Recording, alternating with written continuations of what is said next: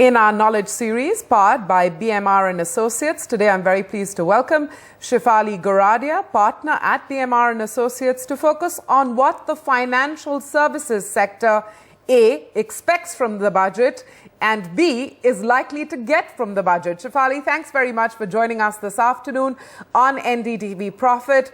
We've spent the last couple of months really talking about banks and recapitalization needs and provisions. But before we get into those kind of details, the overall tone that you expect this budget to set when it comes to the financial services sector, what are your expectations? So our key expectations would be that the FSLRC recommendation of the new financial code needs to be implemented in a time-bound manner. We need to see some follow-on actions from the government in putting out the operational framework and the financial framework for the gift city. This would be an extension of the Make in India movement that the government has launched, where it could be extended to, increasing the activities in the financial services sector in India by making it an attractive financial proposition for many of the offshore activities to be moved onshore. So if the government chooses, there is a lot that they can do, and a lot of follow-on actions on the reforms which have already been announced in the past should be looked out for. Okay, so let's get as granular as we can, and I'm just going to go one by one, and forgive me if I sound a shade repetitive in my questions, but when it comes to the policy and reform side, on your checklist, there are expectations perhaps or hopes that there could be a separate investment window for, more pedigree investors. Throw some light on why that expectation is critical. So clearly, I think government needs to do more to kind of revive the sentiment for the capital market. So it would certainly help if a new window is set out for some of these pedigree investors. Not only that, but just some more action on the part of the government to bring in more stability in the tax regime for the foreign portfolio investors would be good to see. The clarity that we need on implementation of MAT or applicability of the minimum alternate tax to the FIIs, that would be in order. The government has already announced that, but that needs to be made a part of law, that MAT will not apply to the foreign investors that do not have any place of business in India. Besides that, some more action on the front of the transaction taxes would also be in order. I think it is quite known that many of these businesses have been moving offshore because of the high level of transaction taxes, such as the securities transaction tax on derivatives or the commodities transaction tax. And any reduction or relaxation in that will kind of revitalize the derivative market for India. Okay, so you're saying, just review the transaction taxes, the securities transaction tax, the derivatives transaction tax.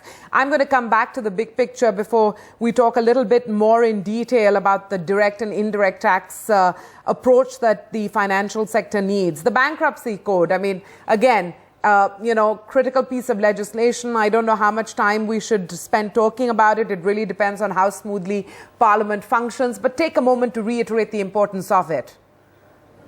Absolutely. There has been the growing concern more than ever on the non-performing assets in the bank's portfolio. And it cannot be underemphasized that today is the day, where we do want to see some more action on the part of the government to address these needs for the bank. It means we need to see the Bankruptcy Code being passed so that there is a framework to facilitate additional funding to go in and for the businesses to make an investment in buying out the non-performing portfolio from the banks. In the last budget, the government had announced that SARFAESI would be extended to the NBFCs with, say, the asset base of more than 500 crores. But we haven't seen any further follow-on action on that.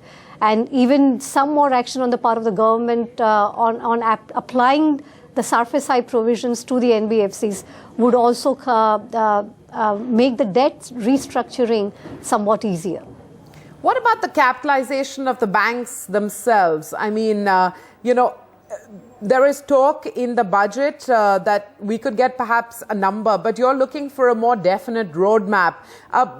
Throw some detail there. So even on the capitalization, again, I think the caps that we have on the investments to be made by the foreign investors could be increased. I think currently, there is severe bottleneck in terms of funding.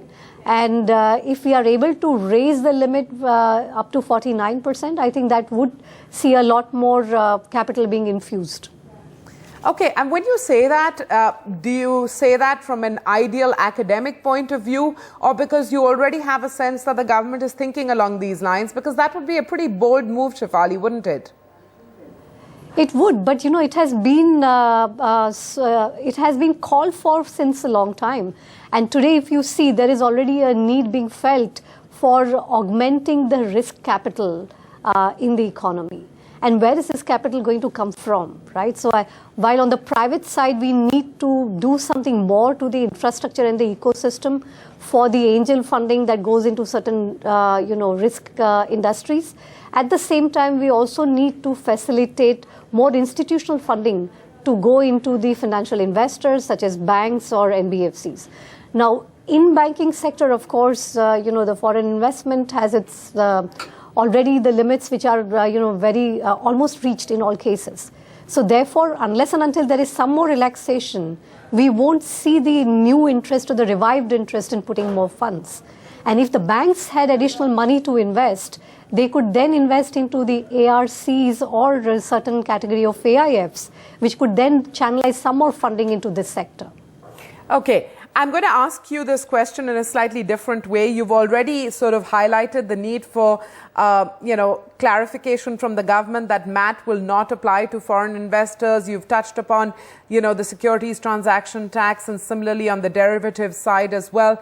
But if I ask you, you have a wide client base, and when we say financial services, we're talking about everything from banks to NBFCs to, payments banks to insurance firms. But through the direct tax lens, pick 3 realistic expectations that the sector has that this budget must deliver, which will actually energize the space.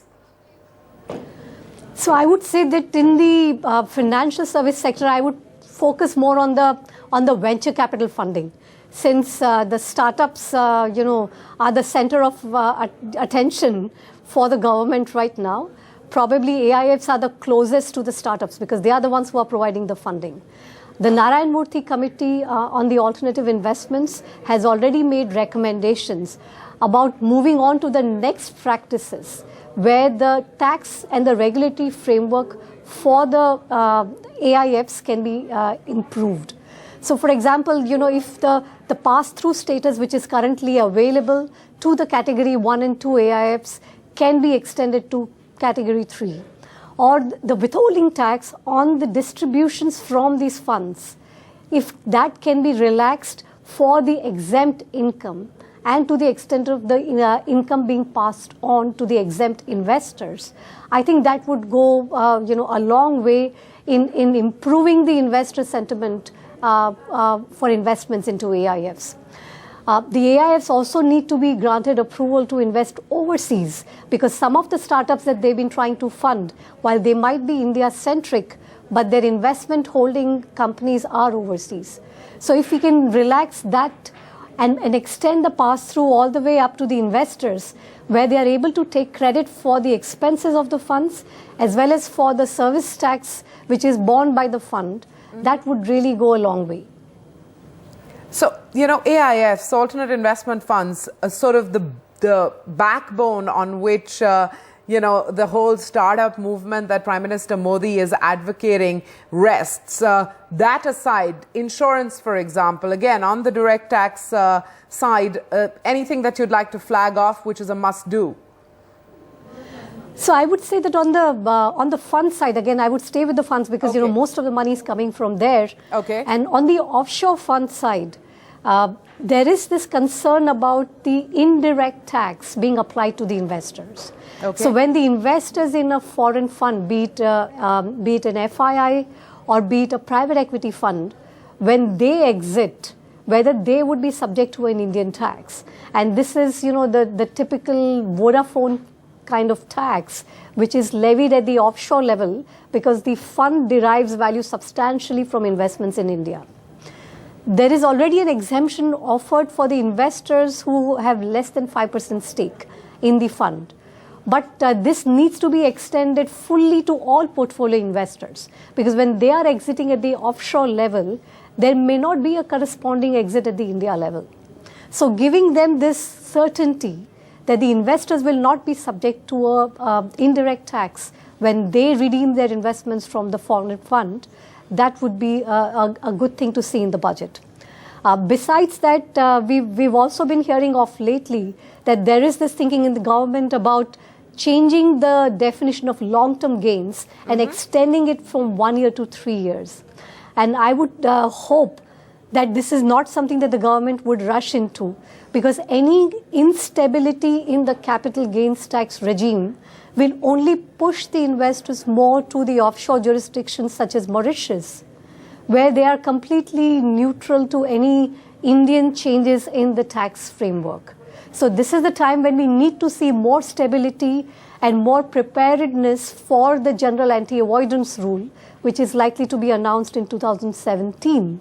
But before that, how do the investors need to, how should they be arranging their structures in preparation for GAR?